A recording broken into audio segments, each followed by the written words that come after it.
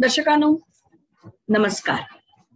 प्रारंभ कला अकॅडमी ठाण्याच्या वतीनं मी डॉक्टर अरुंधती भालेराव आपल्या सगळ्यांचं सहृदय सहर्ष मनपूर्वक स्वागत करते.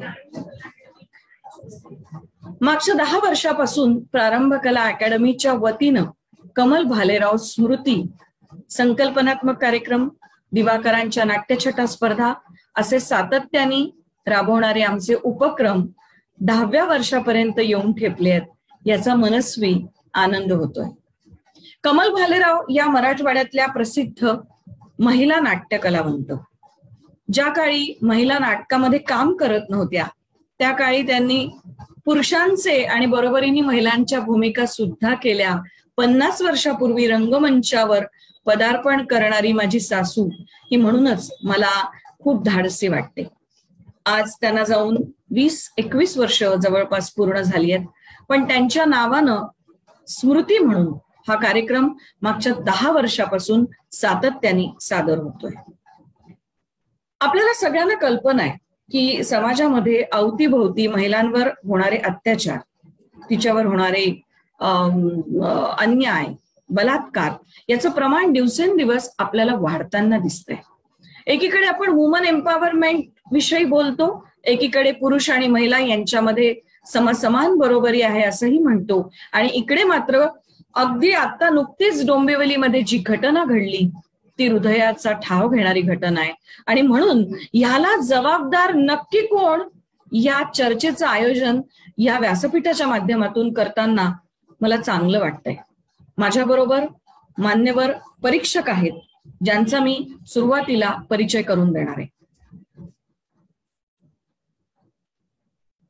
माझ्या बरोबर आहेत जय महाराष्ट्र न्यूज चॅनलचे assistant editor Manoj Bhoyar. Sir नमस्कार, आपलं मनपूर्वक स्वागत करते. गेल्या 22 वर्षांपासून माध्यमात काम, प्रिंट आणि इलेक्ट्रॉनिक माध्यमात त्यांचं काम आहे. अनेक राष्ट्रीय न्यूज चॅनलमध्ये त्यांनी मोठ्या पदावर काम केलेलं आहे. गुजरात दंगल, मुंबईतले अनेक बॉम्बस्फोट आणि त्याचे न्यायालयीन खटले याचं वार्तांकन करण्याचं मोठं काम, मोठी जबाबदारी त्यांनी पेललेली आहे. महाराष्ट्र, गुजरात, राजस्थान या राज्यातील महत्वाच्या राजकीय घटनांचं वार्तांकन त्यांनी केलेलं आहे. गडचिरोलीच्या जंगलात थेट नक्षलवाद्यांची मुलाखत घेऊन एक मोठं जबरदस्त काम आमच्या या विदर्भातल्या सुपर हिरोनं केलंय असं म्हणायला हरकत नाही, आणि ज्याचा मला नितांत अभिमान आहे. दिलखुलास या राजकीय नेत्यांच्या मुलाखतींचा आणि गेल्या अनेक महिन्यांपासून टार्गेट कोरोना या विशेष शोची निर्मिती आणि त्यात कोविड योद्ध्यांच्या मुलाखती मनोज भोयर यांनी घेतलेल्या आहेत. मनोज, पुनश्च एकदा आपलं मनपूर्वक या व्यासपीठावर मी स्वागत करते. धन्यवाद. त्यानंतर सना पंडित, महाराष्ट्र टाइम्स, लोकमत, देशोन्नती, सामना वृत्तपत्र, अनेक वृत्तपत्रांमध्ये ललना, दौतलेखणी, प्रसाद, सकाळ, तरुण भारत, महाराष्ट्र टाइम्स या माध्यमातून आपल्या विचारांची भावना सनानं तिचे विचार, तिची मतं सातत्याने मांडलेली आहेत. प्रसाद, सकाळ, मटा यामधनं हिंदी कविता सुद्धा त्यांच्या प्रसिद्ध झालेल्या आहेत. चित्रकाव्य प्रदर्शन नागपूर, पुणे, औरंगाबाद, अमरावती, वणी येथील विद्यापीठ आणि महाविद्यालयामध्ये त्यांनी आयोजित केलं होतं. विदर्भ साहित्य संमेलन, अखिल भारतीय साहित्य संमेलन यवतमाळ, जागतिक मराठी संमेलनात त्यांचा सहभाग होता. त्यांनी अनेक मुलाखती घेतलेल्या आहेत. त्याच्यातला उल्लेखनीय भाग म्हणजे डॉक्टर राणी बंग आणि निशिगंधा वाड. त्यांची पुस्तकं प्रकाशित आहेत आणि काही पुस्तकं प्रकाशनाच्या वाटेवर आहेत. सना या अत्यंत संवेदनशील अशा सामाजिक कार्यकर्त्या आहेत आणि भावनिक उपचार पद्धतीवर त्यांचा विशेष हातखंडा आहे. सना, मी आपलं मनपूर्वक स्वागत करते. त्यानंतर आपल्या बरोबर आहेत ऍडव्होकेट दिलशाद मुजावर. दिलशाद बस नाम ही काफी है. दिलशादचं काम कोल्हापूर परिसरामध्ये आणि संपूर्ण महाराष्ट्रात बालकल्याण समितीच्या माध्यमातून लोकांपर्यंत पोहोचलेलं आहे. तृतीयपंथी कल्याणकारी महाराष्ट्र बोर्डाची ती सदस्य आहे आणि चांगुलपणाच्या चळवळीची एक अत्यंत संवेदनशील अशी कार्यकर्ती आहे. मला सांगताना अभिमान वाटतो, चांगुलपणाच्या चळवळीची मी प्रवक्ता असताना दिलशाद माझ्याबरोबर एक अत्यंत महत्वाची भूमिका नेहमीच वेगवेगळ्या विषयांवर वाचा फोडून निभावत असते. बालकल्याण समितीची ती कोल्हापूरची सदस्य आहे. ऍडव्होकेट आकाश रामधन थाटे गुन्हेगारी शास्त्रामध्ये यांनी MA केलेलं आहे. LLM झाले आहेत ते बौद्धिक संपदा हक्क या विषयामध्ये आणि कायदा प्रशासन या विषयात त्यांनी MBA केलंय. 15 वर्ष फौजदारी वकिली केलेल्या आकाश यांना उच्च न्यायालयाचा अनुभव आहे. 8 वर्ष सायबर गुन्हे या विषयासाठी प्राध्यापक म्हणून SNDT विद्यापीठात त्यांनी काम केलंय. 3 वर्ष महाराष्ट्र विशेष पोलीस अधिकारी प्रशिक्षक म्हणून काम केलेलं आहे. इंडियन डिफेन्स साठी त्यांनी काम केलेलं आहे आणि अनेक वेगवेगळ्या संस्थांमधून काम करत असताना सध्याच्या गुन्ह्यांवर परिस्थितीवर ते सातत्याने बोलत असतात आणि मला आनंद वाटतो की ते माझे स्टुडंट आहेत, माझे विद्यार्थी आहेत. माझी जी सूत्रसंचालन आणि व्यक्तिमत्व विकास बॅच चालते त्यामधले ते एक विद्यार्थी आहेत आणि आज माझा हा इतका शिक्षित विद्यार्थी आहे व्यासपीठाच्या माध्यमातून आपली मतं मांडणार आहे याचा मला आनंद आहे. आणि सगळ्यात महत्वाचं आपल्यापेक्षा अनुभवानी संपन्न मोठं व्यक्तिमत्व म्हणजे डॉक्टर शुभा थत्ते. मॅडमचा परिचय इतका मोठा आहे तो या वेळेच्या मर्यादित बंदिस्त करणं फारच कठीण आहे आणि म्हणून मी जेव्हा त्यांना म्हटलं की मॅडम मी काय सांगू, एवढा मोठा बायोडाटा आहे. मध्यंतरी मी मॅडम बद्दल लिहिलं पण होतं एका पेपरमध्ये आणि त्यावेळेला एवढा त्यांचा बायोडाटा थोडक्या वेळेत कसा सांगावा हा मला प्रश्न पडला आणि म्हणून मॅडम मला म्हणाल्या काही नको सांगू, एवढं सांग की KEM मध्ये मी अनेक वर्ष काम केलंय आणि इन्स्टिट्यूट फॉर सायकोलॉजिकल हेल्थ या अत्यंत नामांकित महाराष्ट्रातल्या संस्थेच्या त्या फाउंडर मेंबर आणि ट्रस्टी आहेत. मॅडम आपलं खूप खूप स्वागत करते आणि आजच्या चर्चेला सुरुवात करते. आपल्याला कल्पना आहे पुरुष प्रधान संस्कृतीत स्त्रियांना नेहमीच दुय्यम स्थान मिळत आलंय. स्त्री ही केवळ उपभोगाची वस्तू आहे अशी पारंपरिक आणि प्रतिगामी मानसिकता आहे.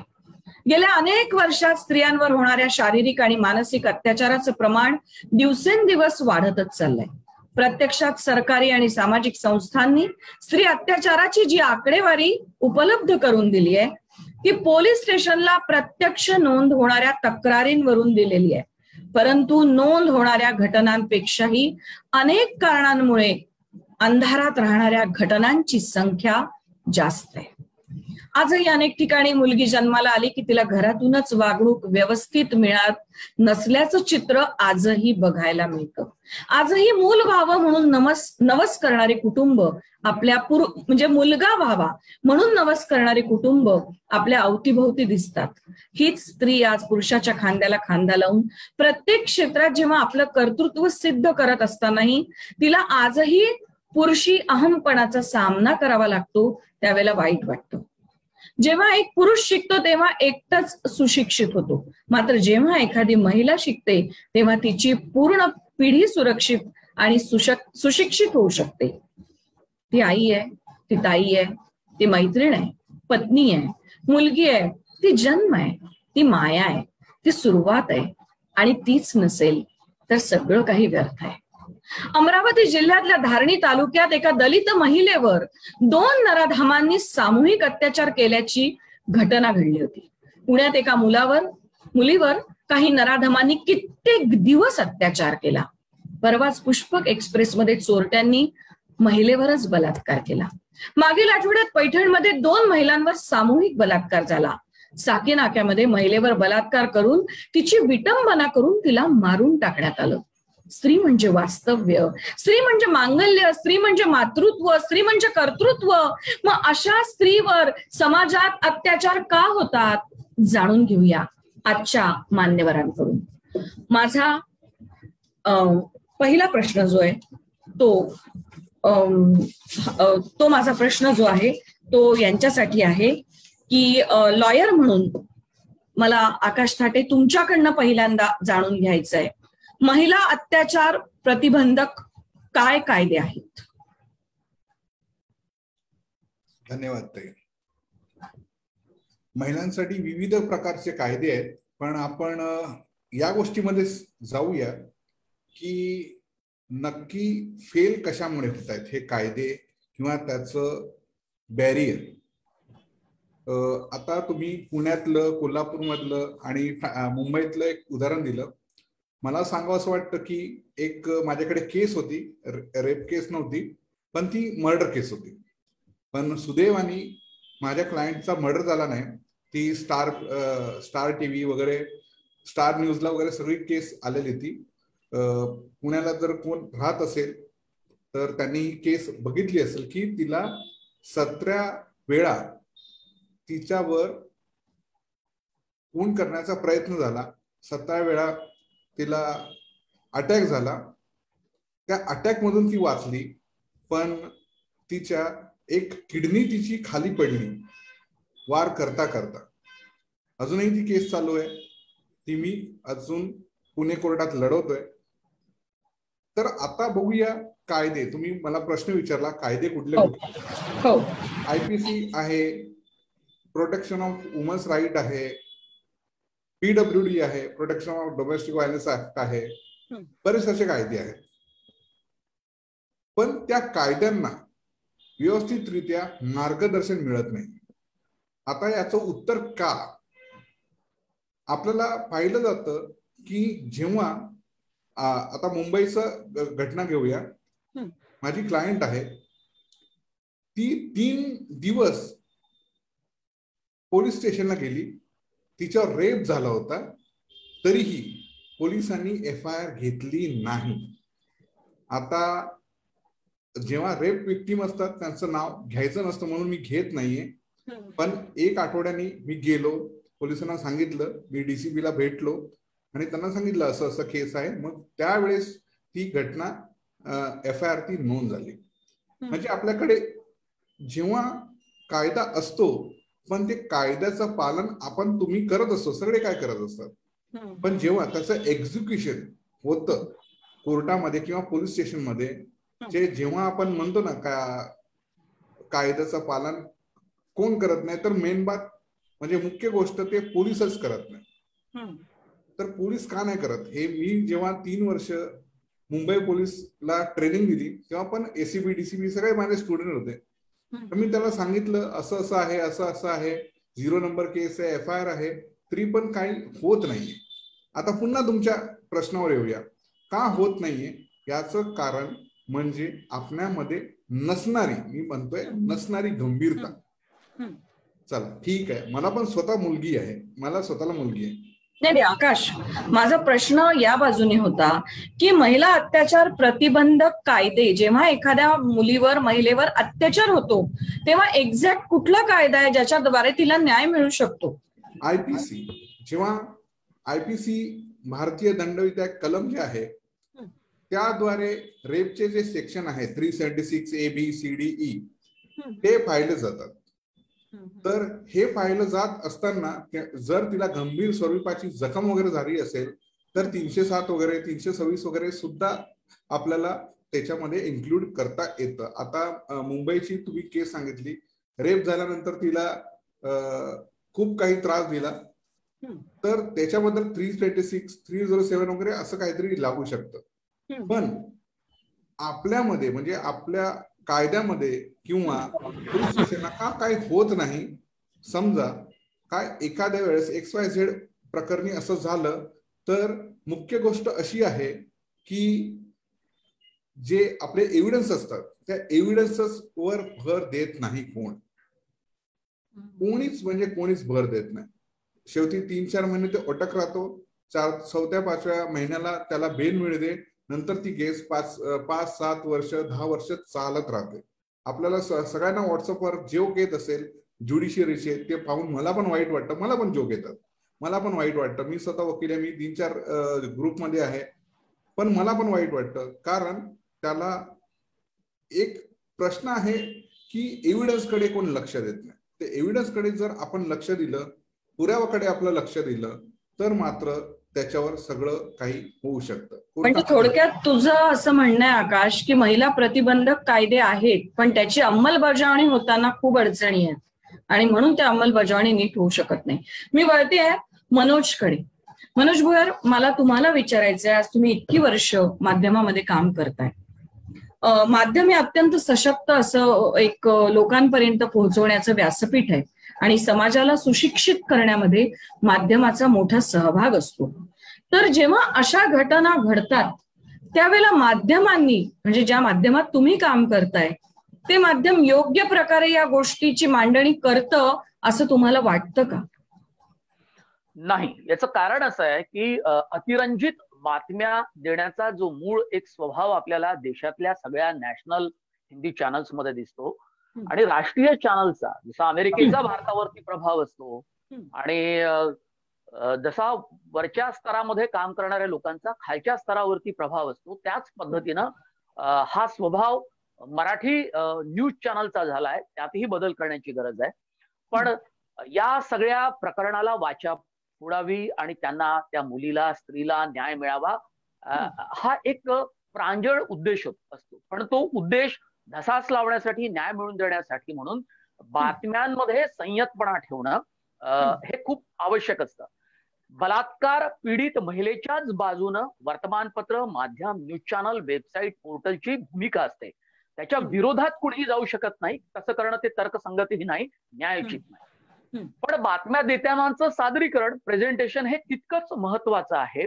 न्याय मिळण्यासाठी म्हणून जे जे काही सरकारवर, पोलीस व्यवस्थेवर दबाव टाकण्याची गरज आहे, तो दबाव वाढवत ठेवणं, त्याचा पाठपुरावा करणं हे तितकंच आवश्यक आहे. कडक भडक बातम्या देणं किंवा बातम्यांचं स्वरूप हे भडकाऊ पद्धतीचं असणं हे काही कुठल्याही इथिक्स मध्ये, संहितेमध्ये बसत नाही. तसा तो प्रयत्न सर्वांनी टाळावा.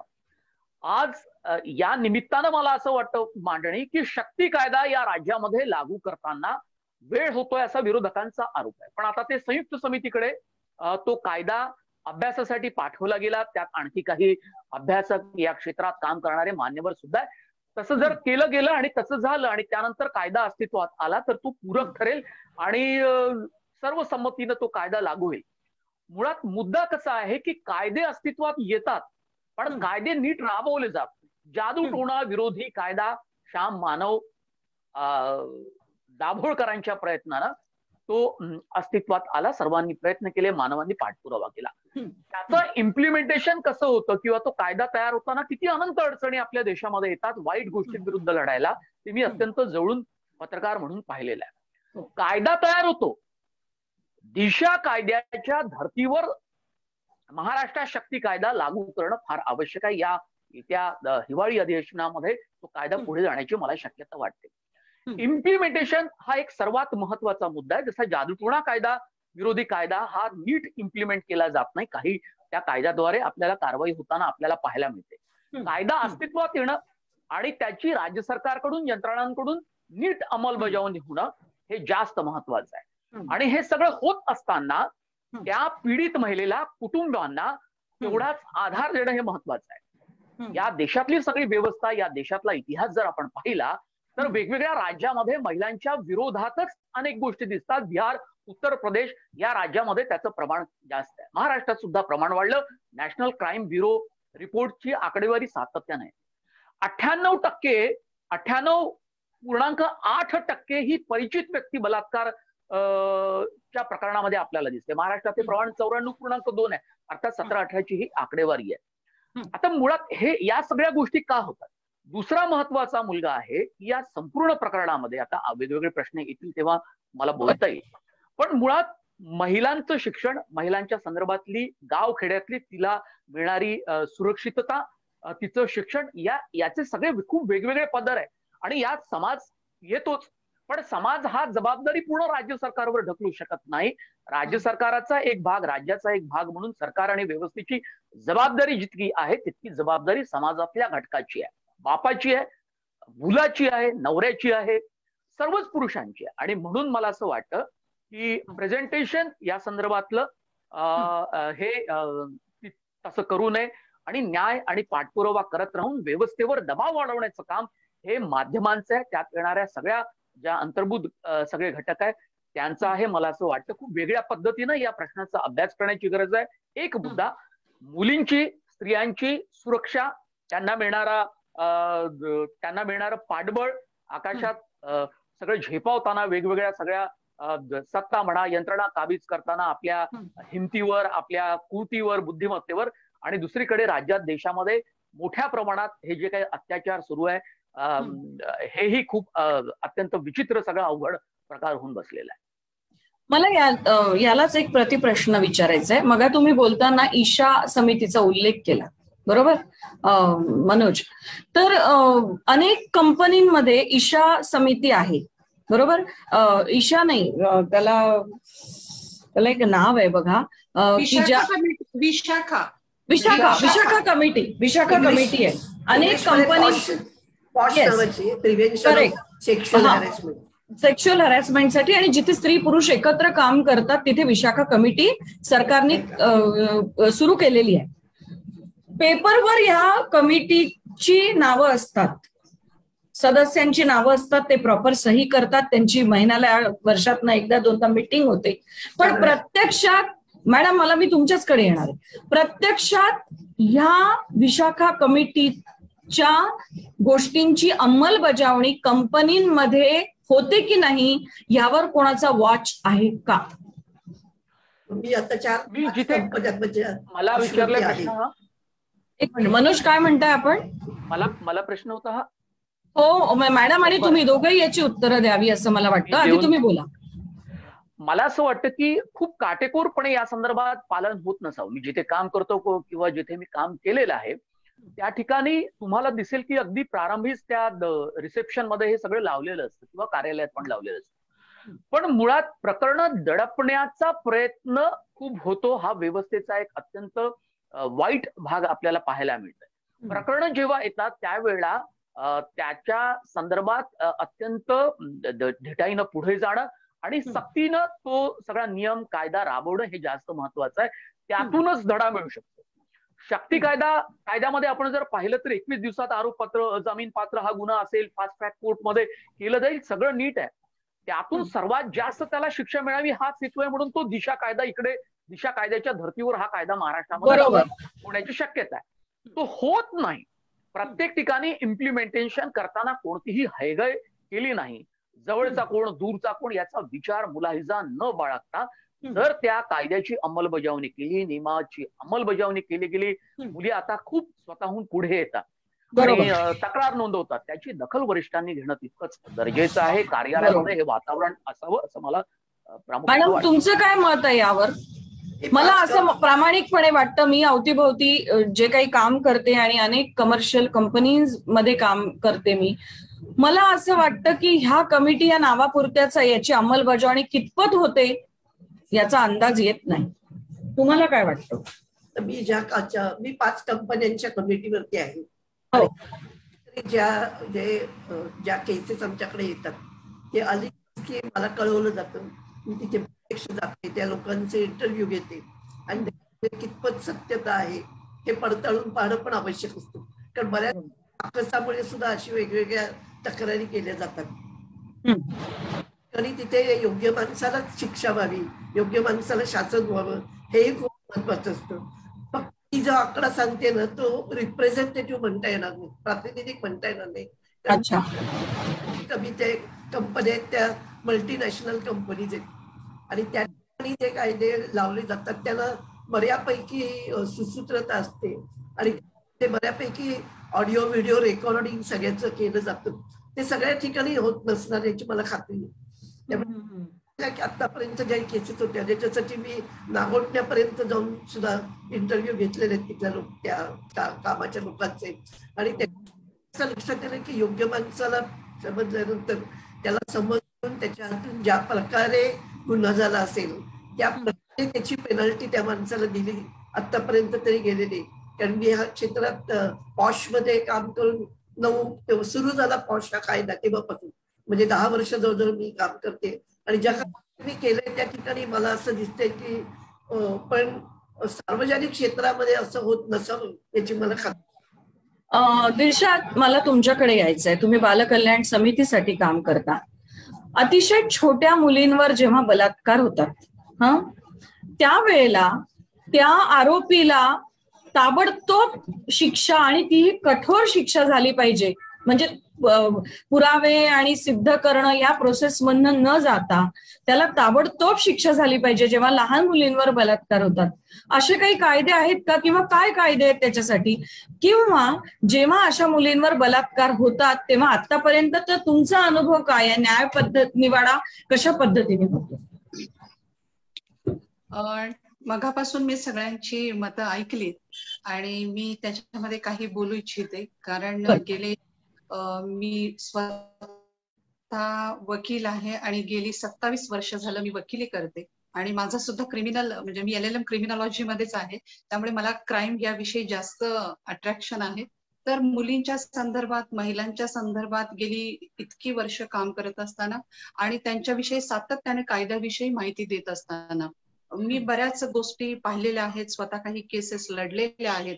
त्यामुळे मला नक्कीच ह्याविषयी म्हणजे एक सजग आहे मी आणि एक सहृदय म्हणून मला याच्याविषयी खूपच एक माझी वेगळी भूमिका आहे. आता मगाशी तू मला असं विचारलंस की मी बालकल्याण समितीच्या माध्यमातून काम करते, तर तू पहिला प्रश्न असा विचारला होतास वकील साहेबांना की महिलांच्यावर जर अत्याचार झाले असतील तर त्यांच्याविषयी कुठले कायदे आहेत. तर त्या अनुषंगानेच मी तुला आता उत्तर देईन की महिलांसाठी जर अत्याचार झाला असेल तर IPCच्या धारामध्ये आपण त्यांना बसवू शकतो. डोमेस्टिक व्हायलन्स आहे, पण जिथं लहान मुलीवर बलात्कार होतो आणि आता लहान मुली आणि मुलं या दोघांच्यावरही तो अत्याचार हे होतच असतात, नाही असं नाही, पण आपण महिलांविषयी बोलतोय, मुलींविषयी बोलतोय. तर मुलींविषयी जेव्हा बोलतो तर त्यांच्यासाठी पोक्सो कायदा जो 2015ला आला, प्रिव्हेन्शन ऑफ फिजिकल म्हणजे सेक्शुअल अब्यूज म्हणजे ऑफेन्स आहे आणि तो लहान मुलांच्यासाठी म्हणजे मुलींच्यासाठी तो वापरला जातो. याच्यामध्ये 0 ते 18 वर्षाच्या आतल्या ज्या मुलीवर बलात्कार होतो त्या मुलांसाठी या कायद्यामध्ये तरतूद आहे. कारण जो IPC होता त्याच्यामध्ये इतक्या लहान मुलांच्यासाठीच त्यामध्ये काही नमूद नव्हतं आणि मग नंतर त्याच्यामध्ये कायदा करायची वेळ आली आणि लक्षात आलं की बाबा अशा पद्धतीच्या घटना मुलांच्यावर होतात, मुलींच्यावर होतात, तर काय केलं पाहिजे. तर त्यासाठी मग हा पोक्सो कायदा अस्तित्वात आला आणि पोक्सो कायद्याच्या माध्यमातून आज मग तुला मी सांगते की गेल्या 3.5 वर्षामध्ये मी माझ्या एरियामध्ये जवळजवळ आकडा सांगितला तर तुम्ही थक्क व्हाल, इतक्या प्रचंड केसेस मी बघितलेल्या आहेत आणि त्या अनुषंगानं त्या मुलींच्या सोबत काम करणं, त्यांना न्याय मिळवून देणं ही फार मोठी म्हणजे कसरत आहे. कारण मगाशी तू बरेच प्रश्न असे विचारलेस की आणि तुझा विषयच मुळात आजचा आहे की याला जबाबदार कोण. आता जर आपण याविषयी जर बोलायचं म्हटलं तर मुळात मी असं म्हणेन की समाजामध्ये स्त्री, लहान मुलं आणि तृतीयपंथी हे नेहमीच दुर्लक्षित राहिलेले आहेत आणि उपेक्षित राहिलेले आहेत. त्यामुळे स्त्रीवर अत्याचार झाला आणि मुलीवर अत्याचार झाला तर त्यात काय एवढं असं काही बिघडलं अशी जी आमची मानसिकता आहे, म्हणजे याच्यामध्ये प्रशासनापेक्षा जी आमची सामाजिक जडणघडण आहे ती फार महत्वाची आहे. म्हणजे सामाजिक बदल ह्याच्यासाठी फार गरजेचं आहे. मगाशी वकील साहेबांनी सांगितलं, भोईर साहेबांनी सांगितलं की कायदे खूप आहेत. आता दिशा कायद्याच्या धर्तीवर आपण शक्ती कायदा आणतोय. खरं तर शक्ती कायद्याच्या मध्यंतरी जेव्हा आम्हाला त्याच्याविषयी चर्चा केली होती तर त्या चर्चेत मी देखील होते. त्याच्यामध्ये ड्रॉबॅक खूप आहेत आणि त्यामुळे तो कायदा पुन्हा एका कमिटीकडे पाठवला गेलेला आहे की त्याच्यामध्ये काही बदल करता येतील का. तर हा शक्ती कायदा अस्तित्वात आला तर घाईघाईनं बऱ्याच गोष्टी होणार आहेत, कारण न्याय प्रणाली ही अशी होत नाही. कारण त्याच्यामध्ये पुरावे फार महत्वाचे असतात, पुरावा गोळा करणं फार महत्वाचं असतं आणि हे पुरावे सहजासहजी मिळत नाहीत. त्यामुळे आपल्याला माहित असतं की बलात्कार झालेला आहे, डोळ्यांनी पाहिलेला आहे, तरी देखील आपल्याला कळत नाही की ह्याच्यामध्ये तो आरोपी का सुटला. कारण त्याच्या मागची भूमिका अशी असते की आपल्याला त्याविषयी जो एक एव्हिडन्स कलेक्शन असतो, एव्हिडन्स मग तो सर्कमस्टन्शियल असेल किंवा तो स्पॉटचा एव्हिडन्स असेल, बऱ्याच गोष्टी असतात त्याच्यामध्ये, तर त्या प्रॉपर घेतल्या जात नाहीत. म्हणून हा क्राईम रेट जो आहे तो वाढतोय, पण पनिशमेंट मध्ये त्याच्यामध्ये आपण कमतरता आहे. आता डोंबिवलीची केस जर म्हणाला तर त्या मुलीवर इतका अत्याचार झाला. खरं ती अल्पवयीन मुलगी होती आणि मग एवढा वेळ तिच्यावर अत्याचार होत असताना समाज कुठे होता, समाजाचं लक्ष कुठे होतं. मगाशी तू म्हणालीस की मुलगी घरी आली तेव्हा काय आईच्या लक्षात कसं आलं नाही, इतक्या वेळ तिच्यावर अत्याचार झाला. खरंच आहे, पण हे घडत असताना आजूबाजूचा असणारा समाज कुठे होता. सगळ्यांनी डोळ्यावर पट्टी बांधली होती का हा प्रश्न निर्माण होतो. त्यामुळे या विषयाची मी एक वकील म्हणून, एक बालकल्याण समिती सदस्य म्हणून काम करत असताना खरं तर खूप अडचणी आहेत.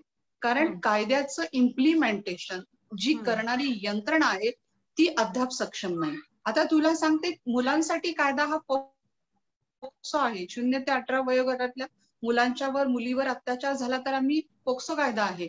त्याचप्रमाणे जे ऍक्ट आहे, ज्युव्हिलाइन Justice Care and Protection Act आहे. या कायद्याविषयी अद्याप आम्हाला माहितच नाहीये, अवेअरनेसच नाहीये, यंत्रणेला माहिती नाहीये, तर तिथं आम पब्लिकला माहित असायचं काहीच कारण नाही.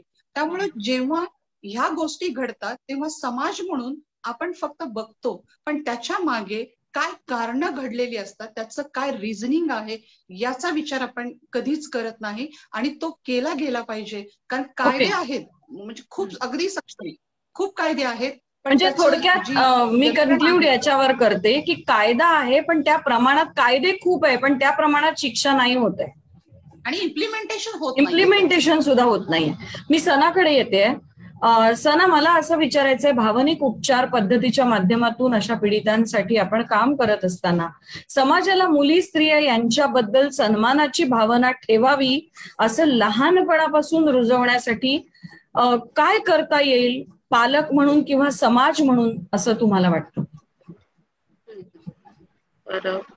अरुंधती आता या बोलल्या दिलशाद, त्यांच्या एका मुद्द्यापासून आपण पुढे जाऊया.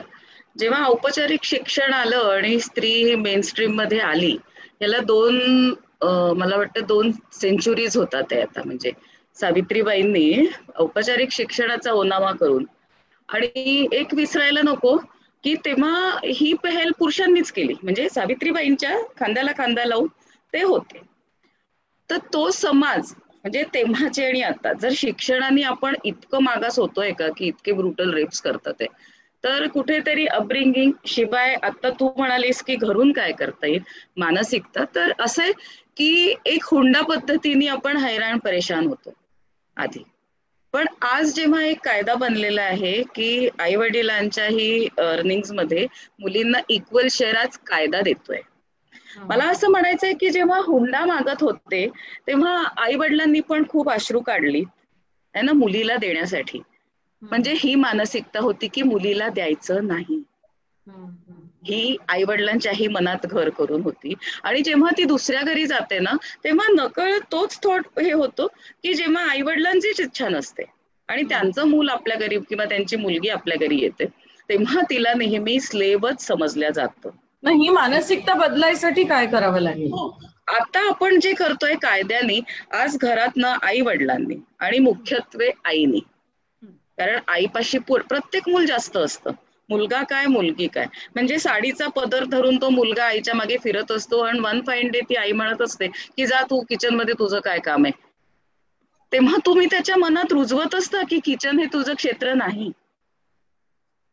म्हणून प्रोफेसर फ्रोबेल आहे, ज्या किंडरगार्टन पद्धतीचा जनक आहे, त्यांनी सांगितलं की हेच ते वय आहे जेव्हा ते जीवन व्यवहाराचे पाठ आपल्याला मॉन्टेसरीमध्ये लहान मुलांसाठी शिकवतात. तेव्हा हे की तुम्हाला तुमचं लाईफ डिसिप्लिन करायचंय. आणि आज जर तू म्हणशील ना, तर आज आत्ता कसं झालंय की व्हॅक्युम आलाय सोसायटीमध्ये एक, कारण कोणापाशीच काहीही ध्येय नाहीये. मग अशी मनोज म्हणाले की गाव खेड्यामध्ये गर्ल्स एज्युकेशन, येस मनोजजी, तुम्हाला एक विनंती आहे, आपण समाज मानसिकता माध्यमच बनवतात आत्ता. त्याच्यात लिहिलेलं असतं इस बार भी लडकियों ने बाजी मारी, लडकियां इसमें श्रेष्ठ है उसमें श्रेष्ठ है. आपण कुठेतरी नकळतपणे मुलांना डावलतो आहे. तेव्हापासून स्त्री शिक्षण आलं, कारण संधी उपलब्ध झाल्या, रोजगाराच्या संधी डिव्हाइड झाल्या, पण आपलं अजूनही मानसिकता अशी आहे की पुरुषांनी घर चालवायचं. त्यामुळे कुठेतरी आपण ती दरी अशी विस्फारत पुढे जात आहे. दुसरं असं की फिजिकल वर्क कमी झालंय. नाही, पण मग ह्याला जबाबदार कोण?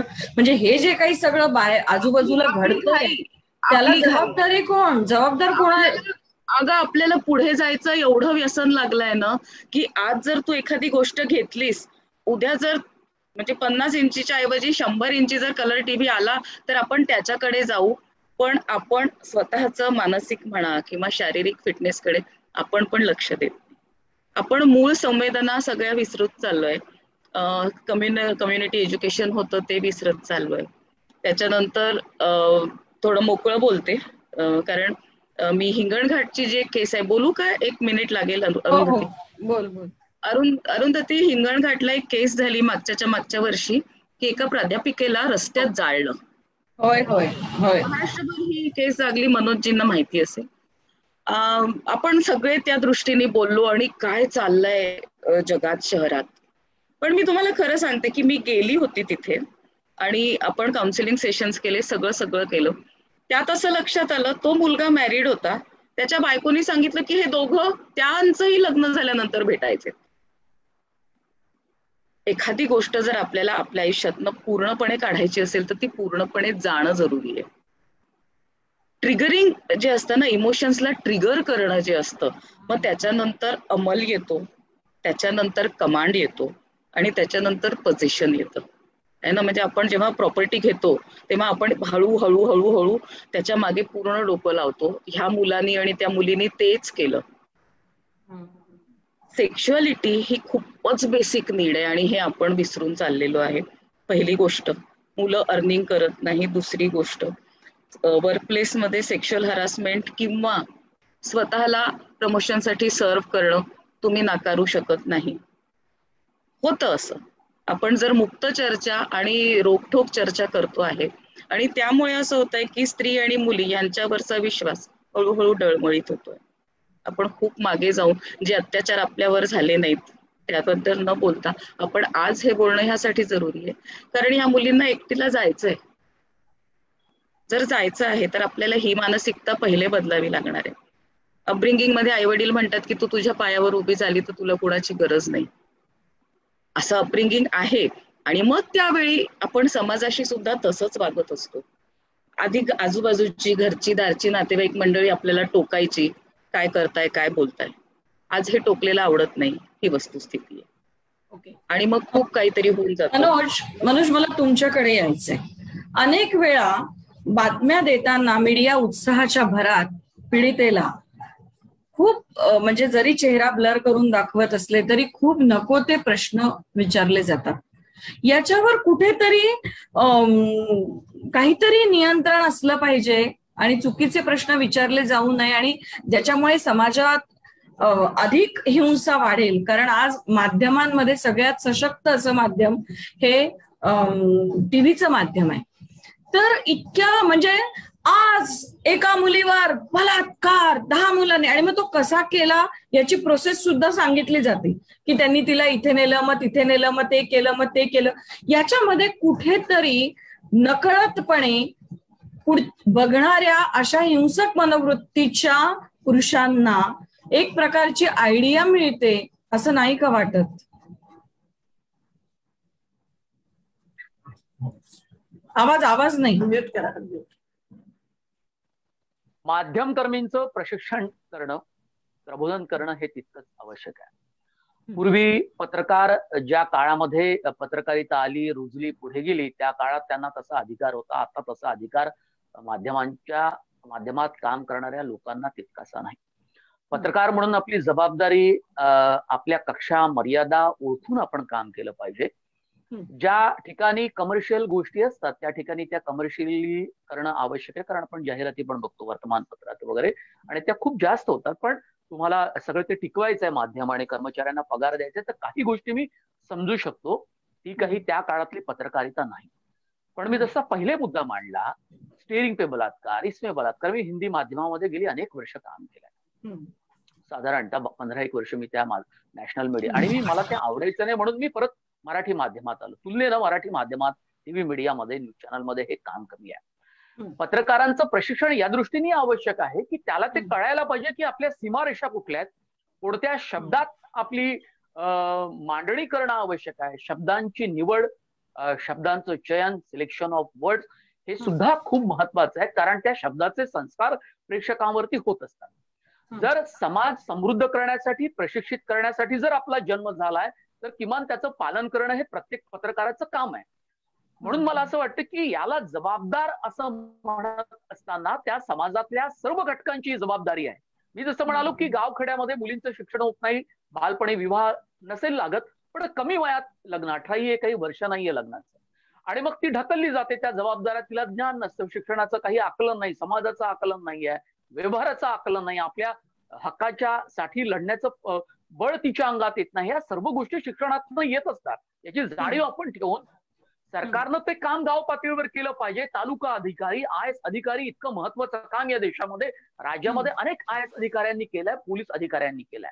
एक माणूस जेव्हा जबाबदारी घेऊन तालुका स्तरावर काम करायला सुरुवात करतो तेव्हा अनेक महिला अधिकाऱ्यांनी उत्तम काम केलंय आणि मग अरे हे तुमचं कामच आहे.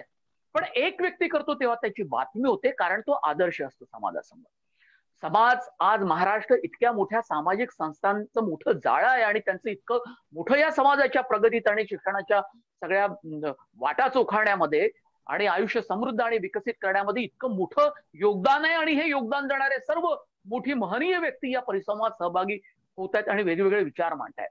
आम्ही कधी साकल्यानं विचार करणार, कधी गाव. प्रकाश आमटे हे मला मुलाखतीमध्ये माझ्या स्टुडिओमध्ये मुंबईत म्हणाले होते की मनोज, आमच्या आदिवासी भागामध्ये एकही बलात्कार होत नाही. दोघेही म्हणाले, मंदा वहिनी पण म्हणाल्या, भाऊ पण म्हणाले की होत नाही. हे लक्षात घेतलं पाहिजे की त्या भागात होत नाही. सास, बहू आणि या सगळ्या ज्या छप्पर झाल्या सगळ्या, माफ करा, ही चीड आहे. या सगळ्यात तुमच्या टीव्ही चॅनल आणि या सिरियल मधनं काय दाखवलं जात आहे, कुठले असे संस्कार दाखवले जात आहे, काय दाखवलं जात आहे. आम्ही त्याच्या कह्यात गेलोय, आमच्या मनावर त्यांचं सगळं गारूड आहे.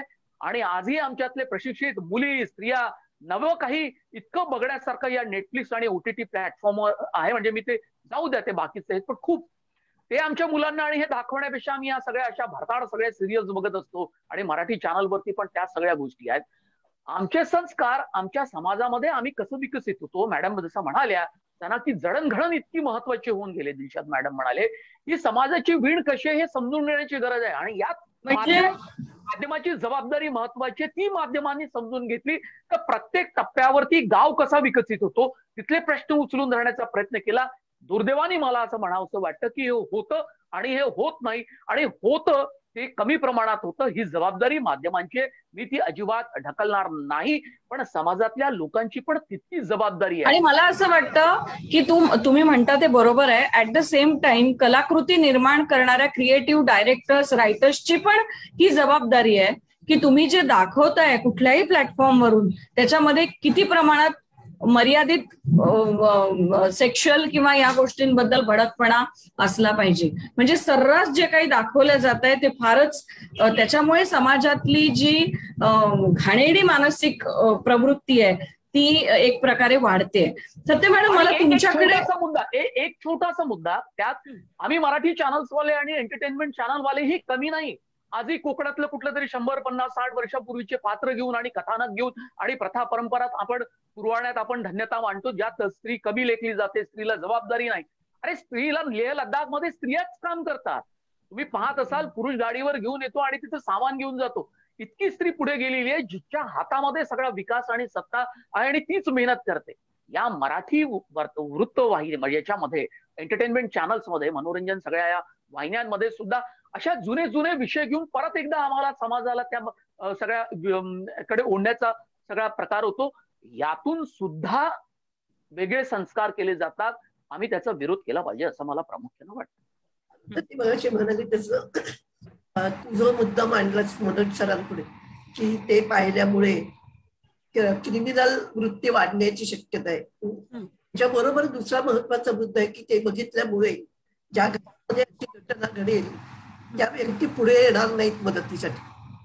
कारण आपल्या टीव्हीवरती जर असे डेंडवडे निघणार असतील, आपल्या झालेल्या अन्यायाची चिरफाड होणार असतील तिकडे, तर कोणीच पुढे येणार नाही मदतीसाठी. आणि त्यामुळे मदतीसाठी पुढे न येण्यामधलं सगळ्यात महत्वाचं कारण म्हणजे पोलीस स्टेशनवर गेल्यानंतर त्यांना जी वागणूक मिळते. म्हणजे माझ्याकडे येणारे कितीतरी ज्या बायकांवरती घरी अन्याय होतो किंवा ज्यांना अब्युजला तोंड द्यायला लागतं, त्यांना आम्ही जेव्हा सांगतो तुम्ही पोलीस स्टेशनवर तक्रार करा, तर त्यांना हेच उत्तर तिथे मिळतं की हा तुमचा घरगुती मामला आहे. अगदी खरं आहे. तिथे काहीही त्यांना मदत, अगदी खरं आहे. आणि मला असं सांगितलं जातं की घरगुती मामला आहे, तुम्ही सोडवून घ्या. अगदी बरोबर आहे. पोलीस ज्याप्रमाणे कुत्सितपणे हसत असतात त्यांच्याकडे बघून, त्यामुळे तक्रार करणाऱ्या माणसालाच त्याची लाज वाटते की अरे. अगदी खरं आहे. मागायला आलोय की काय. आणि मॅडम मला वाटतं अजूनही आजही आपण कितीही पुढारलेलो असलो तरी आजही चांगल्या घरातली बाई पोलीस स्टेशनच्या पायऱ्या चढताना थोडीशी धास्तावलेली असते किंवा ती घाबरते किंवा तिला आपल्या कुटुंबाची झाकली मूठ 1.25 लाखाचीच ठेवावीशी आजही वाटते. आणि याच्यामुळे अत्याचार, अन्याय आणि या सगळ्याच गोष्टींचं प्रमाण खूप प्रमाणात वाढते. दिलशाद, मी येणार आहे तुझ्याकडे, पण त्याच्या आधी कनेक्टेड प्रश्न आहे मला मॅडम, तुम्हालाच मला विचारायचं आहे की आजकाल सगळीकडे ओरडलं जातं की मुली सुद्धा अत्यंत तोकडे कपडे घालतात, नीट कपडे घालत नाही, आणि मग पुरुष तर पुरुष आहे, त्याची मानसिकता ही ते चाळवण्याचं काम करतात वगैरे वगैरे वगैरे वगैरे. याबद्दल तुमचं एक समुपदेशक किंवा सायकोलॉजिस्ट म्हणून काय मत आहे? कपडे त्या मुलीने कसे घालावेत हा तिचा खरं म्हणजे खूप खाजगी प्रश्न आहे. पण घरातल्या आई वडिलांनी तिला ज्या प्रकारचे संस्कार दिले असतील त्याप्रमाणे काय कुठल्या ठिकाणी काय घालावं याचं त्याला तिला भान असेल तरी हरकत नाही. ती काही एखाद्या लग्नाला काही मिनी स्कर्ट घालून जाणार नाही. त्या ठिकाणी ती त्या ठिकाणी योग्य ते कपडे घालेल. पण ज्या ठिकाणी समजा ती मित्रमंडळी जाणार आहेत, कुठे ट्रिपला जाणार आहेत, तिने समजा काय स्पॅगेटी टॉप घातला समजा, तर त्याच्यासाठी आता सगळे पुरुष तिच्याकडे बघणार आहेत आणि चळणार आहेत असं म्हणणं ही सुद्धा खूप चुकीची गोष्ट आहे. म्हणजे मग आपण चाललोय ना की बुरखाच घ्या म्हणजे कोणी बघणारच नाही. मिडल ईस्ट, मध्य पूर्वेकडच्या देशांमध्ये बुरखाची पद्धत कशासाठी सुरू झाली होती तिथे, नंतर सुरू झाली कशासाठी की बायकांकडे बघितलं तर पुरुषांच्या भावना चाळवल्या जातात. ह्याचा अर्थ बायकांची चूक आहे का पुरुषांच्या भावना चाळवल्या जातात त्यांची चूक आहे? म्हणजे की ही बाई जे घालते त्याच्यात ते तिला एस्थेटिकली चांगलं दिसतंय की नाही दिसतंय हा प्रश्न असू शकतो त्याच्यातून. पण त्याच्या पलीकडे जाऊन म्हणून मग महिलांनी सुद्धा, मुलींनी सुद्धा कसंही राहावं का, कसंही वागावं का, हाही प्रश्न आहेच. नाही, कसंही राहावं कसंही वागावं हे त्या त्या समाजाच्या घटकांमध्ये जे चालू शकतं. म्हणजे आपल्या लक्षात येते की तू जर साऊथ मुंबईत गेलीस तर तिथल्या मुली जशा वागतात तशा नाही, ठाण्यातल्या जशा वागतात तशा मराठवाड्यातल्या लहान गावातल्या वागणार नाही. म्हणजे त्यांच्या जे आजूबाजूचा समूह आहे त्या समूहामध्ये जे गोष्ट चालू शकते वागण्यामध्ये आपलं काहीच म्हणणं नाहीये. डोळ्यात कधी भरते त्यांच्या समूहाच्या पलीकडचं त्यांचं वागणं झालं तर ते इतरांच्या डोळ्यात खुपायला लागतं. आपण सुद्धा बघतो की आपल्या आजूबाजूच्या वागणाऱ्यांमध्ये एखादी मुलगी जरा वेगळ्या प्रकारे वागायला लागली की बाकीच्यांचं नजर काय जाते की अरे बाकीच्या ग्रुपमध्ये ती बसत नाहीये कारण ती त्याच्यापेक्षा वेगळी वागते. आकाश, तुला एक प्रश्न मला विचारायचा आहे क्रिमिनल लॉयर म्हणून, की कायद्याच्या पळवाटा शोधून जे गुन्हेगार निसटतात त्यांच्यावर काय उपाय करता येईल? मस्त प्रश्न विचारला ताई. बऱ्याच वेळा असं होतं की एव्हिडन्स प्रॉपर नसल्याने तो गुन्हेगार सुटतो आणि मग त्या मुलीला वाटतं 5 वर्ष मी केस लढली, 10 वर्ष मी केस लढली, काय झालं, तो तर मोकळाच हिंडतोय. मग त्याच्यासाठी अपील प्रोव्हिजन आहे. अपील सुप्रीम कोर्टापर्यंत जाता येतं, पण त्याच्यात एवढा वेळ लागतो ना, म्हणजे 10-20 वर्ष लागतात.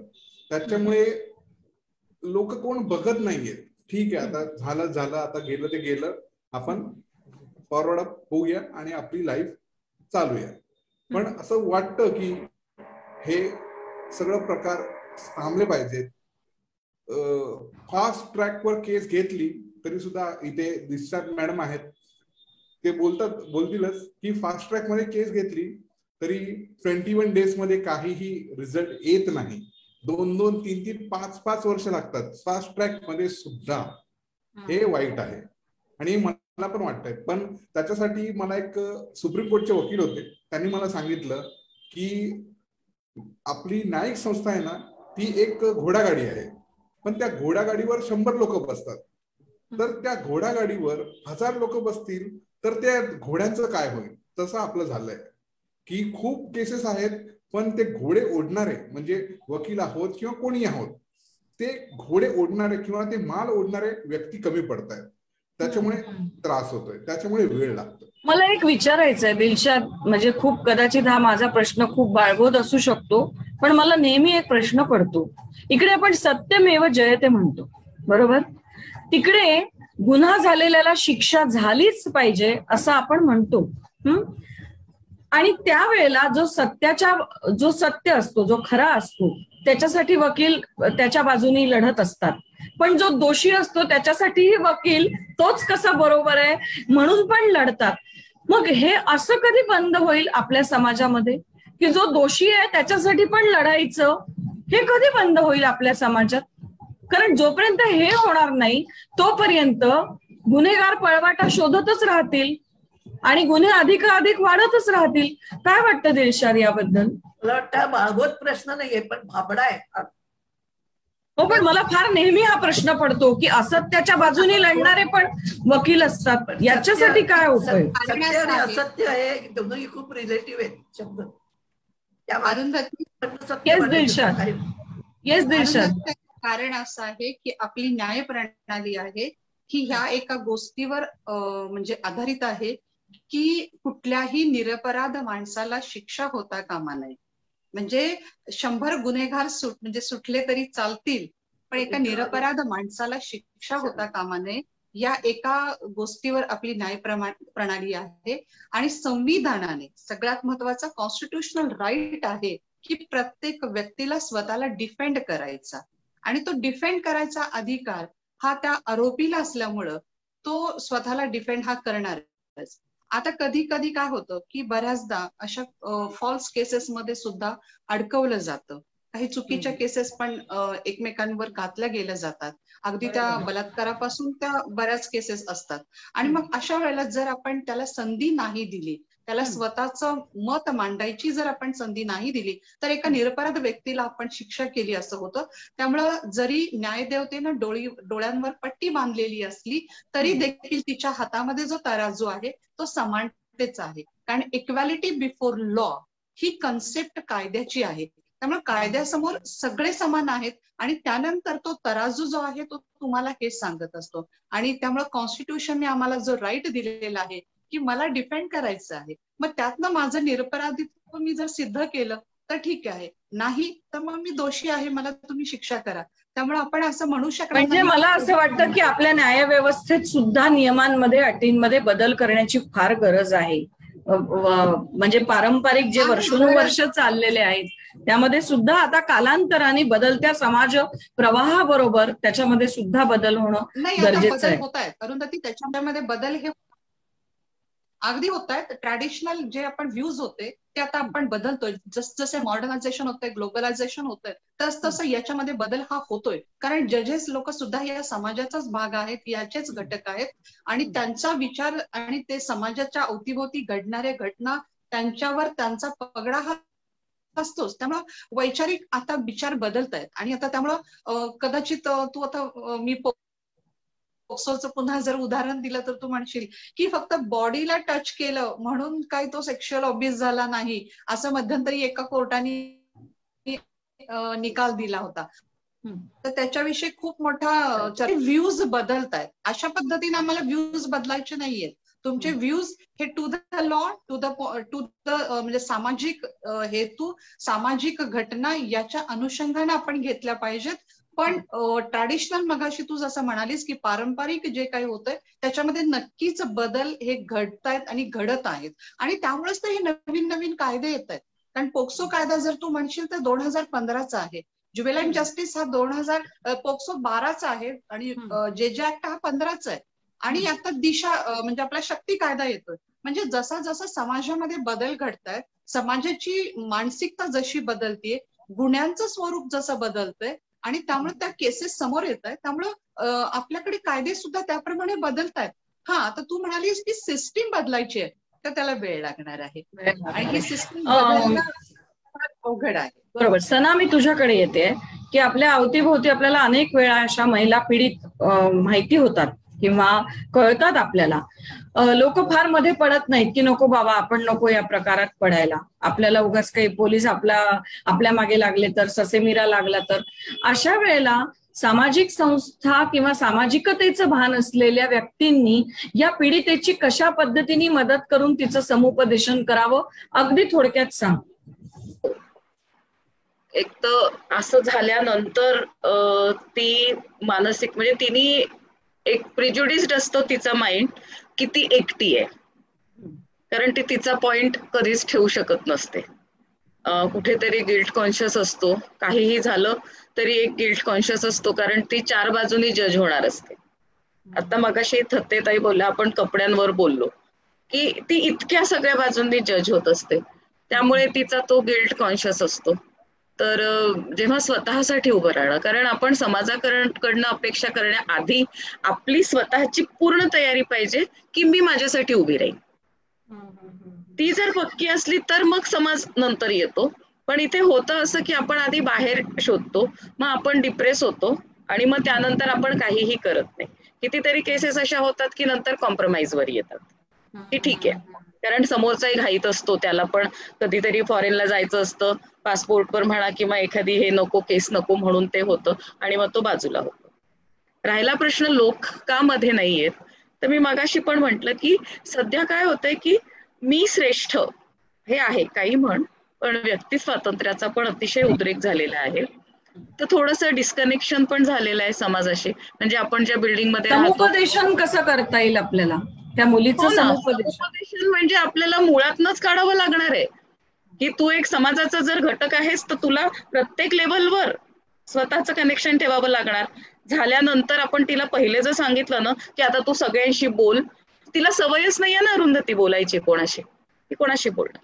त्यामुळे आधी तिला मनोजकडे यायचंय.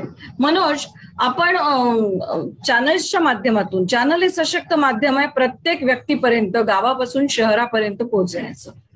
आपण चॅनल्सवर एखाद्या नेत्याचा खून झाला किंवा एखाद्या नेत्याने आत्महत्या केली तर त्याच्यावर चर्चांवर चर्चा घडवल्या जातात, किंवा शाहरुख खानच्या मुलाला अटक झाली म्हणून दिवसभर ते दाखवल्या जातं.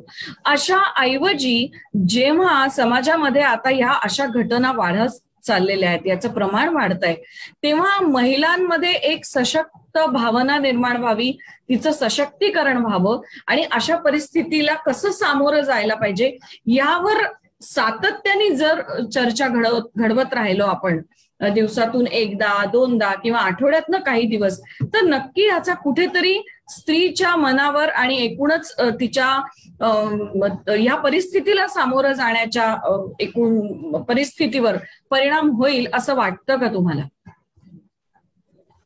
मी जर गेल्या अनेक वर्षांपासून पाहिलं असेल तर आता या कोरोनाच्या काळामध्ये किंवा कोरोना आता संपत आला असताना आपण पाहिलं की सुशांत सिंग आणि आर्यन खान ही 2 प्रकरणं अशी होती की ज्या 2 प्रकरणांना माध्यमांनी पूर्णपणे चघळण्याचा प्रयत्न केला. हे तेव्हाच चघळलं जातं जेव्हा लोकांची मानसिकता जोपर्यंत बदलत नाही, लोकांची इच्छा, लोकांचा रस, इंटरेस्ट व्ह्यूअरचा जोपर्यंत कमी होत नाही, लोकांना प्रचंड यात आवड असते, रस असते, म्हणजे जेव्हा ते कंटाळतात तेव्हा ते म्हणतात, पण त्यांना रोजचं नवं अपडेट लागत असतं आणि माध्यमांनाही या संदर्भातल्या बातम्या अधिकाधिक मिळवण्याचा ते प्रयत्न करतात. हे पूर्वी कधी बंद झालं नाही, मला शक्यता वाटत नाही. मी माध्यमात काम करत असल्यामुळे माझा अंदाज आहे की हे पुन्हाही काही संपणार नाही. पुन्हा एखादी प्रकरण जर असं बॉलिवूड मधलं जर आलं जे जास्त ओळखीचा चेहरा असेल, पॉप्युलर चेहरा असेल, तर हे सुरू राहील. ते जे काय व्हायचं ते होऊ द्या, ते तुमच्या आमच्या हातात नाहीये, कारण खूप सगळे कमर्शियल सेक्टरमध्ये ऍस्पेक्ट्स असतात. पण माझं असं म्हणणं आहे की आता ही जी काही चर्चा आपण करतोय, इतकी सुंदर चर्चा वेगवेगळ्या पद्धतीने तुम्ही आणखी 2 तास केली तरी यातले सर्वच पदर तुम्हाला काही उलगडून दाखवता तो पण जा. पण आता अशी चर्चा तुम्ही माध्यमांमध्ये कुठे ऐकली आहे का, असा जर प्रश्न विचारला तर तुम्हाला कदाचित तुम्हालाही त्याचं उत्तर देता येणार नाही की माध्यमांमध्ये जेव्हा या घटना घडल्या बलात्काराच्या, किंवा तुम्ही वेगवेगळ्या कल्याण डोंबिवलीपासून आपण हिंगणघाट पर्यंतचा उल्लेख केला, त्यानंतर असं समाजामध्ये मनवंतर घडवून आणण्यासाठी किंवा समाजासाठी म्हणून आणि समाजाला काही वेगळी दिशा देण्यासाठी, वेगळे विचार देण्यासाठी, त्यात बदल घडून आणण्यासाठी लोकांमध्ये अशी लांब लचक 1-1.5 तासाची चर्चा घडल्याची मला आठवत नाही. माझा प्रयत्न राहील की ही चर्चा मला माझ्या चॅनलवर दाखवून देण्यासाठी मी वरिष्ठांशी बोलेलही. ही संपूर्ण चर्चा जशीच्या तशी शनिवारी आणि रविवारच्या दिवशी जर ही दाखवता आली तर लोकांना त्यात निश्चितपणे काय होतं की लोकांना त्रास नाही म्हणून मोकळ होता येत नाही माध्यमांना. मनोज फार छान. सॉरी मी डिस्टर्ब म्हणजे माझा मुद्दा एवढाच होता की कमर्शियली लक्षात न घेता प्रत्येक ठिकाणी कमर्शियल ऍस्पेक्ट बाजू लक्षात न घेता हे आमचं देणं लागतंय समाजासाठी म्हणून आम्ही तेवढा वेळ देण्याची गरज आहे असं मला वाटतं. हेच मला म्हणायचंय की आपण जर या गोष्टी, एखाद्या प्रॉडक्टची जाहिरात जेव्हा होते आणि ती हॅमर केली जाते तेव्हा लोक ती आपोआप खरेदी करतात. ती कशी आहे बघायला तरी दुकानात जातात. आपण अशा पद्धतीच्या घटना वारंवार घडू नये यासाठी वेगवेगळ्या माध्यमातल्या लोकांना बोलवून सातत्याने जर ह्या चर्चा हॅमर करत राहिलो तर मला असं वाटतं नक्कीच माध्यम याच्यासाठी फार मोठं असं काम करेल की ह्या प्रकारच्या घटना समाजामध्ये वारंवार घडणार नाहीत आणि याला अवधी लागेल, पण घडल्या तरी त्या स्त्रीला पुन्हा कसं उभं राहायचंय याच्यासाठी वेगवेगळ्या तज्ज्ञांकडून सातत्याने तिच्यावर हॅमर होत राहील. आपल्याला हा जो विषय हा खूपच मोठा आहे. हा विषय तुम्ही आता मनोज म्हणालात तसं 1 ते सव्वा तासाच्या चर्चेमध्ये बंदिस्त होणारा विषय नाही आहे, पण निश्चितच एक स्त्री म्हणून मला आणि आपल्या आलेल्या सगळ्या संवेदनशील वक्त्यांना हा विषय अस्वस्थ करणार आहे. एक शेवटचा प्रश्न अगदी छोटा जाता जाता, कारण की वेळेची, 1 मिनिट मॅडम, वेळेची मर्यादा आहे आणि याच्यानंतर झुलता झुलता हसताना आमचा 1.25 तासाचा एक कार्यक्रम या माध्यमातून होणार आहे, पण तरी सुद्धा चर्चा संपू नये मलाही असं वाटतंय आणि म्हणून शेवटचा एक प्रश्न मी प्रत्येकाला विचारणार आहे. एकेकाकडे येते. आधी मॅडमना काय म्हणायचंय, थत्ते मॅडमना ते जाणून अशी जे सणा बोलली त्या सणावरच्या वरती मला सांगायचं हो लक्षात घेणं, कारण त्या बाईच्या डोक्यावरती काय सांगितलं जातं, तुझ्यावर बलात्कार झाला नाही तुझीच चूक आहे काहीतरी, त्यामुळे तिला स्वतःला इतकं मलिन वाटत असतं. शी फील सॉइल्ड. एक्झॅक्टली. त्यातनं तिला बाहेर आणणं हे सगळ्यात महत्वाचं असतं. त्याच्याशिवाय ती येऊन तक्रार कशी करेल? जर असेल माझ्यावर बलात्कार झालाय माझीच चूक आहे तर ती पोलीस स्टेशनवर तक्रार करायला कशी जाणार? अशी तो प्रश्न विचारला की आई वडिलांना ती दिसत नव्हतं का? तर आई वडिलांना दिसण्यापेक्षा ती मुलगी जेव्हा घरात येते त्यावेळी समजा तिने 3ऱ्या वेळा 4थ्या वेळा आईला सांगितलं असेल की असं असं तो मुलगा माझ्याशी वागतोय आणि आईने जर सांगितलं असेल तिला असं होतं घरामध्ये होतं काही गप्पा बस सांगू नको मलाच सांगितलंयस तर खूप झालं आणि तुझी बदनामी होईल, तुझी बदनामी होईल, 4 लोकांमध्ये आपल्या घराण्याची आबरू जाईल. अगदी चूप बस. तुला चूप केलं जातं ते पहिल्या ते घरात चूप केलं जातं. त्याच्याशिवाय ती पुढे होऊन तक्रार करणारच नाही. बरोबर. म्हणजे पालकांचं सुद्धा समुपदेशन करणं यामध्ये अत्यंत अतिशय महत्वाचं आहे. तिला कनेक्ट करणंच फार जरुरी आहे, कारण ती तर स्वतःसाठी नाही राहिली तर कोणीच नाही राहत. आकाश, मला तुमच्याकडे यायचंय. जास्तीत जास्त सजा, जास्तीत जास्त तुरुंगात ठेवता येईल असा एखादा कायदा आहे का अशा गुन्हेगाराला? सिद्ध झाल्यानंतर तो जास्तीत जास्त तुरुंगात राहायला पाहिजे आणि त्याला बेल मिळायला नको, असा काही कायदा आहे का? असा कायदा म्हणजे कसं काय की जेव्हा गुन्ह्याचं प्रकटीकरण होतं आणि गुन्हा सिद्ध होतो तर त्याच्यामध्ये जज साहेब असं बघतात ह्या गुन्ह्याची डेप्थ काय, म्हणजे कुठल्या लेवलला आहे. एक माणूस आहे तो चाकू मारून गेला तर चाकू मारून गेला, तो डाईट झाला, तो मेला तिकडे, तर 15-20 वर्षाची सजा आहे. पण तोच माणूस त्याच्याकडे गेला, त्याचे हातपाय कापले, धड कापलं, कुठल्या तरी एक पाय इकडे टाकला, एक पाय समुद्रात टाकला, एक पाय नाल्यामध्ये टाकला, धड जाळलं, तर त्याच्यामध्ये जास्तीत जास्त सजा मिळते. आपल्याला ते अकॅडमिकली बघावं लागेल की कुठल्या याच्यामध्ये काय होतंय, कुठल्या. दिलशाद, तुम्हाला काय म्हणायचंय? तुम्हाला काहीतरी म्हणायचं होतं आता. आवाज हॅलो, आवाज येतो? येतोय, बोला. आता तू म्हणालीस की जास्तीत जास्त शिक्षा मिळण्याचं काही आहे का? तर दिल्लीच्या निर्भयाच्या केस नंतर आता याच्यामध्ये बदल हे घडलेले आहेत. त्यामुळं रेपच्या केसमध्ये नक्कीच शिक्षेचं प्रमाण म्हणजे शिक्षेचा कालावधी हे जास्त वाढवलेला आहे. जन्मठेपेपासून ते आता टिल हँगिंग डेथ इथपर्यंत तो येऊन पोहोचलेला आहे. आणि पोक्सोमध्ये जर अग्रिवेटेड फॉर्म मध्ये जर एखाद्या उदाहरणात जर पोलिसांनी बलात्कार केला असेल, आर्मी ऑफिसरने केला असेल, गव्हर्नमेंट ऑफिसरने केला असेल, नात्यातल्या जवळच्या व्यक्तीनं केला असेल, तर अशा लोकांना आणि तो गुन्हा सिद्ध झाला तर पोक्सो कायद्याने 20 वर्षापर्यंतची शिक्षा सांगितलेली आहे.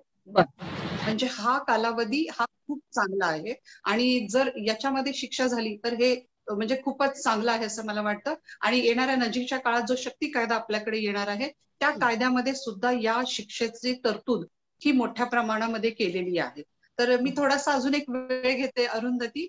मगाशी आपण सना मॅडमना विचारलं होतं की अशा मुली जेव्हा येतात, स्त्रिया येतात, की त्यांचं तुम्ही भावनिक समुपदेशन कसं करता. तर खरं तर तिची चूक नसते. जेव्हा तिच्यावर बलात्कार होतो तेव्हा तिची चूक नसते की ती स्वतः सामोरी गेलेली नसते की माझ्यावर बलात्कार करा म्हणून. तिच्यावर तो झालेला आघात असतो, मग तो जवळच्या माणसाकडून असेल किंवा लांबच्या. पण बलात्कार जे होतात ते हल्ली जे आम्ही बघतो लहान मुलींच्यावर ते आपल्या जवळच्या माणसांच्याकडूनच होत असतात. आणि हे विचार करण्यासारखी गोष्ट आहे कारण मध्यंतरी लॉकडाऊनच्या काळामध्ये 3.5 लाख कॉल हे चाइल्डलाईनला आले होते भारतातनं. त्यातले 94 कॉल हे सेव्ह अवर सोल, म्हणजे आता आम्हाला वाचवा अन्यथा आम्ही आत्महत्या करणार आहोत किंवा आम्हाला जगण्याचं दुसरं कुठलंही साधन नाही, अशा पद्धतीचे फोन होते. तर लॉकडाऊनचा हा जो कालावधी आहे तो महिलांसाठी आणि मुलींसाठी खरं तर जास्त खडतर झालेला आहे कारण या पिरियडमध्ये त्यांच्यावर अत्याचाराचं जे प्रमाण आहे ते जास्त वाढलेलं आहे. समुपदेशनाच्या दृष्टीने जर म्हणाला तर मी पुन्हा सांगते की मी ज्या कायद्यावर काम करते, ज्या मुलांसाठी काम करते, तर पोक्सो कायद्यानुसार आणि जे नुसार सपोर्ट पर्सन दिला जातो, तिला एक मदतनीस दिली जाते की जे. मला असं वाटतं समाजाची एक खूप गंमत वाटते मला की जेव्हा को एज्युकेशन नव्हतं, आमच्या वेळेला लहानपणी को एज्युकेशन नव्हतं, असलं तरी 8वी नंतर मला आठवतंय मुलं एका बाजूला बसायची, मुली एका बाजूला बसायच्या, एकमेकांशी बोलायचे नाहीत आणि बोललं तर फळ्यावर नावं लिहून ठेवली जायची. तेव्हा सुद्धा बलात्कारांचं प्रमाण एवढं नव्हतं. आकर्षण तेव्हाही होतं पण बलात्कारांचं प्रमाण नव्हतं. आज को एज्युकेशन आहे, आज मुलगा मुलगी मुलीच्या खांद्यावर हात ठेवून चौकात उभा राहतो आणि तरीही हे बलात्कार आणि हे अत्याचार याचं प्रमाण वाढतंय. हा अत्यंत समाजात होणारा विरोधाभास आहे असं मला वाटतं. आणि याबद्दल सना तुमचं काय मत आहे मला जाणून घ्यायचंय, अगदी 2 वाक्य. हो, हे होतंय खरं कारण माझं आयुष्य आणि माझ्या गरजा याच्यावर खूप जास्त भर दिला जातोय आणि तो दोघांकडनंही दिला जातोय, मुलगा आणि मुलगी. तर सेक्शुअल गरजा नाकारून नाही चालणार अरुंधती. आपल्याकडे 16वं वरीस धोक्याचं म्हटलं जातं.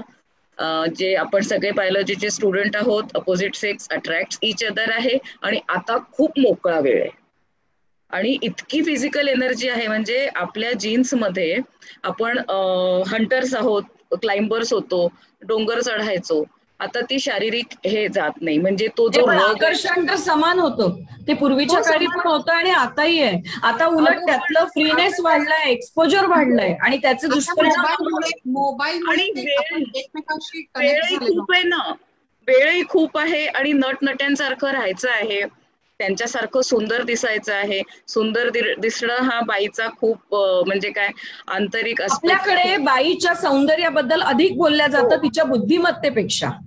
हो ना, नेहमीच असं मी पाहिलंय की छान आहे दिसायला. आपण तसं बरोबर. ती तुला एक गोष्ट सांगते मी की 10वी झाल्यानंतर जर जितका एज्युकेशनचा विचार होतो ना तितका आजही मुलींचं स्ट्रेटनिंग, त्यांचं पार्लर, त्यांचे कपडे याचा खर्च वाढून आई वडील वैतागलेले असतात. कारण शिक्षण पण महत्वाचं आहे, थोडं महाग झालेलं आहे पण हाही खर्च आहे आणि त्याशिवाय त्यांचा कॉन्फिडन्स येत नाही. या चर्चेच्या शेवटी तिकडे इन्क्लिनेशन आहे सौंदर्याकडे अजूनही, भले बुद्धिमत्तेकडे आहे. सगळ्यांना खूप बोलायचंय, भरभरून बोलायचंय, वेळेची मर्यादा आहे, घड्याळ खूण होतंय. सगळेच वक्ते अतिशय अभ्यासपूर्ण असं आपलं मत मांडतात आहे. मला खूप आनंद होतोय. रादर मला असं वाटलं की या व्यासपीठावरून आठवड्याला एकदा या विषयावर मी सुद्धा सोशल मीडियाच्या माध्यमातून फेसबुकवर ही चर्चा घडवली पाहिजे. पण मी शेवटी मनोज यांच्याकडे जाते की मनोज, तुम्ही एका माध्यमाचे प्रतिनिधी आहात, सब एडिटर आहात. समाजामध्ये हॅमर करण्याच्या दृष्टिकोनातनं आणि स्त्रीवर अत्याचार होताना तिने स्वतः पुढे येऊन तिच्या अन्यायावर वाचा फोडण्यासाठी म्हणून कुठल्या प्रकारची उपाययोजना एक माध्यम प्रतिनिधी म्हणून आपण राबवाल हे आपण सांगा आणि त्यानंतर या चर्चेचा आपण समारोप करू. काहीतरी सकारात्मक विचार असं. माध्यमांमध्ये आणि टेलिव्हिजनच्या न्यूज ऑफिसमध्ये, कचेरीमध्ये इतक्या वेगानं बातम्या धडधडत येत असतात की सर्व बातम्यांचा फॉलोअप आपण करू शकत नाही किंवा मागोमाग घेऊ शकत नाही. इतक्या सेकंदाला आणि मिनिटाला बातम्या सातत्यानं बदलत असतात. पण जबाबदारी म्हणून काही या ठळक महाराष्ट्रातल्या महत्वाच्या घटना किंवा त्या प्रदेशातल्या, जिल्ह्यातल्या असतील, याचा पाठपुरावा मी केला पाहिजे किंवा माझ्या प्रतिनिधींनी त्या भागातल्या केल्या पाहिजे. त्यांनी पाठपुरावा केल्यानंतर मी इथे स्क्रीनवर त्या दाखवण्याचा प्रयत्न करून व्यवस्थेवर दबाव वाढवण्याचा किती प्रयत्न करू शकतो हे प्रमुखांनी ठरवायचं आहे. मी माझ्या वतीनं हे काम करतो, अनेकांनी ते करावं अशी माझी इच्छा आहे, तशी त्यातली आपली अपेक्षा आहे. पण एवढ्यावरून काही गोष्टी होणार नाही. ज्या ठिकाणी कमतरता तुम्हाला जाणवते किंवा लॅक्युना जाणवतो, त्या अशा सगळे कच्चे दुवे शोधून त्यांच्यावर प्रहार करण्याचं कामही माध्यमांनी किंवा तिथल्या लोकांनी केलं पाहिजे. आणि जे लोक तसे करत असतील त्यांना आपण माध्यमातून किती मदत करू शकतो, त्यांना किती बळ देऊ शकतो, इतकंच माध्यमाचं काम आहे. याच्या पलीकडे मला वाटत नाही आजच्या घडीला आणि आजच्या जगामध्ये माध्यमाचं खूप काही काम आहे. पण आजही तुम्हाला काही गोष्टी पोचवायच्या असेल समाजापर्यंत, दूरपर्यंत, तर माध्यमांची गरज लागते, राजकारण्यांनाही लागते. जे जात, भाषा, पंथ, तुमच्या वेशभूषेवरून राजकारण करण्याचा या देशामध्ये प्रयत्न करून तुमची मनं सातत्यानं कलुषित करण्याचा प्रयत्न संघटना आणि वेगवेगळे पक्ष करत असतात, त्याचाही आपण या निमित्तानं या मंचावरून विरोध केला पाहिजे. कारण हे काही राजकारणाचे काही मुद्दे नाही. जे आहेत कायदा राबवणं आणि प्रशासन मजबूत करणं, यंत्रणा मजबूत करणं, याच सगळ्या गोष्टी आहेत. पण समाज म्हणून मला असं वाटतं की माध्यम आणि समाज मी त्या घटक असल्यामुळे की समाजातल्या लोकांनीही विचार करण्याची गरज आहे की तिच्या पाठीशी, त्या मुलीच्या पाठीशी राहण्याची गरज आहे आणि तिच्यावर अत्याचार होणार नाही किंवा झाला तर तिला न्याय मिळवून देण्यासाठी. म्हणून आम्हाला सर्वांना प्रयत्न जर आम्ही केले तर एवढा सगळा जो जटिल प्रश्न झालाय त्याचा गुंता सोडवण्यासाठी मदत होईल असं मला वाटतं.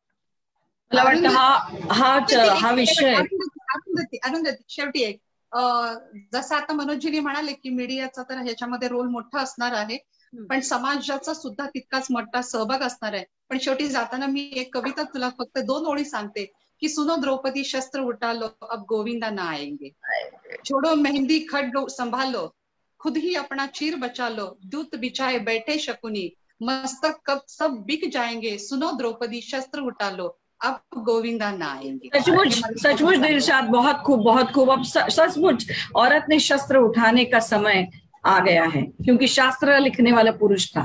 यदि औरत शास्त्र लिखती तो अपने लिए इतनी सारी ज्यादतियों का महासागर वो कदापि तैयार नहीं करती, है ना. तो चलिए आज के इस चर्चा के समारोप में हम चलते हैं. तुम्ही सगळेच आपापल्या विषयामध्ये तज्ञ आहात. तुम्ही खूप वेळात वेळ काढून तुमचा व्यस्त, मला वाटतं मनोज तर आपल्याला डायरेक्ट न्यूजरूम मधनं या ठिकाणी जॉईन झाले आहेत. त्यांच्यासमोर पुढच्या सेगमेंट्सच्या बातम्या नाचत असतील, त्यांना पुढच्या बातम्या दिसत असतील, पण तरी सुद्धा माझ्या शब्दाचा मान ठेवून आमच्या संस्थेसाठी आज तुम्ही सगळे आपला वेळात वेळ काढून आलात आणि ह्या विषयावर चर्चा केली, जो आज सगळ्यात जास्त गरजेचा आहे, अत्यंत महत्वाचा आहे. आणि ज्या वेळेला एकही बलात्कार, एकही अन्याय, एकही अत्याचार समाजामध्ये स्त्रीवर होणार नाही, त्यावेळेला मी असं म्हणेन की स्त्री ही खऱ्या अर्थाने आता काय म्हणूया आपण सशक्त झालेली आहे आणि ती पूर्णपणे पुरुषाच्या बरोबरीने आज तिची वाटचाल झालेली आहे किंवा ती स्वतंत्र झाली आहे. तो सुदिन लवकरात लवकर येवो आणि आपल्यासारखे सजग लोक, सजग कार्यकर्ते, सजग व्यक्ती, सजग प्रोफेशनल्स समाजामध्ये सातत्याने ह्या विषयावर बोलत राहो, या चर्चा घडत राहो अशी आशा करूया. आणि पुन्हा एकदा या विषयाला घेऊन नक्कीच लवकर भेटूया. आपण सगळे आलात, आपले मनपूर्वक प्रारंभ कला अकॅडमीच्या वतीनं आमच्या प्रारंभ परिवारातर्फे मी आभार मानते. धन्यवाद.